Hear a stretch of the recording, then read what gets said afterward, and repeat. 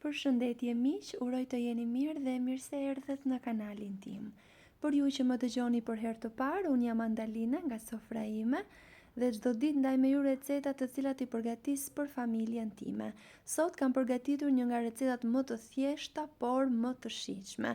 Do ju marr shumë pak kohë në përgatitje, me pak përbërës dhe pasi ta provoni jam e bindur që do bëhet e preferuara juaj. Qëndroni me mua deri në fund të videos ta përgatisim së bashku. Në një tigan do shtojmë rreth 30 ml vaj ulliri ose vaj lule dielli, çfarëdo lloj vaji që përdorni ju në shtëpi. Patullxhanët pasi I kemi pastruar mirë, do t'i ndajmë në feta. Ishin shumë të mirë dhe unë nuk I kam pastruar nga lëkura, nëse dëshironi mund edhe t'ja hiqni lëkurën e tyre. I skuqim mirë në të dy anët dhe pasi janë gati, do t'i largojmë ata me një anë. Dua t'ju kujtoj se nëse jeni ri në kanalin tim, ju ftoj t'i hidhni një sy recetave të mia në kanal dhe nëse ato ju pëlqejnë, mos harroni të bëni subscribe dhe të shtypni butonin e ziles, kështu do njoftoheni për çdo recetë të re të postuar. Pra, pasi patullxhanët janë gati, kanë marrë këtë ngjyrën e mirë, I largojmë, I vendosim në një pjatë me letër guzhine poshtë në mënyrë që të përthithin yndyrën, pasi duam apo nuk duam patullxhanët kur skuqen përthithin shumë vaj. Por nëse dëshironi ta shmangni këtë, mund t'i pishni në furrë, por në tigan përgatiten më shpejt. Po aty do shtojmë një qep, 200 gram sallam të ndarë në copa të vogla dhe do vazhdojmë t'i skuqim bashk duke I përzier her pas here.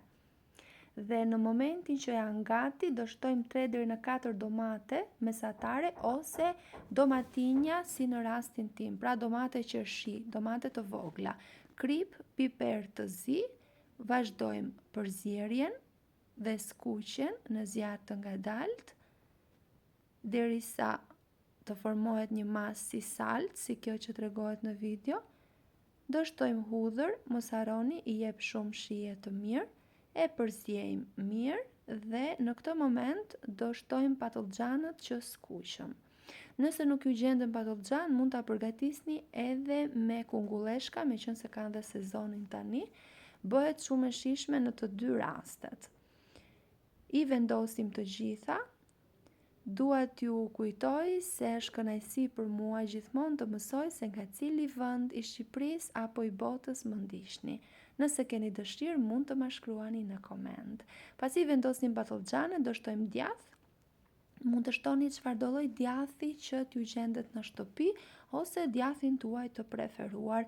E mbylli me kapak dhe për 1 minutë e keni gati sa të shkri djathi dhe të lidhen shijet.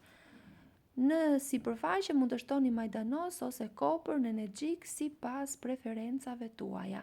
E keni gati, siguroni të keni bukë pranë vetes, provojeni dhe shijojeni. Faleminderit që më ndiqni.